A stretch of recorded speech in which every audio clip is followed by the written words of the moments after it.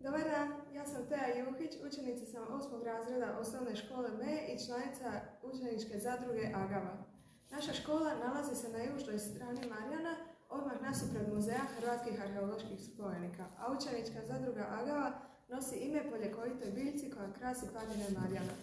Zbog blizine muzeja često ga posjećujemo i sudjelujemo u brojnim muzejskim radionicama. Ljepota ornamenata koji krase naše ranosrednjovjekovne crkve i spomenike naša su česta inspiracija, pa se tako motivi pletera, ptica, biljaka, cvjetova i sl. Nalaze na našim mnogim proizvodima poput jastučnica, šalica za čaj, bookmarkera, nakita i drugih. No ove godine odlučili smo vam predstaviti nešto drugačiju rukotorinu, heklanu igračku.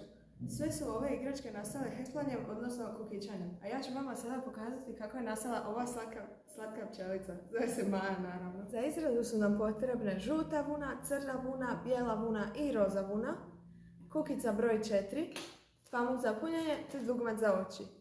Bod kojim se plete tijelo pčelice zove se niski štapić, a za krila smo koristili poluvisoki štapić. To su najčešći i najosnovniji bodovi kojima se pletu igračke. Postupak je sljedeći. Nit vune treba umotati oko kažiprsta lijeve ruke dok kukicu držimo u desnoj ruci.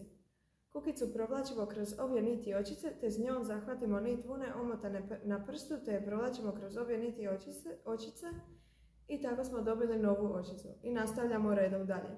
Kad želimo dobiti neku šaru, dodajemo vunu druge boje.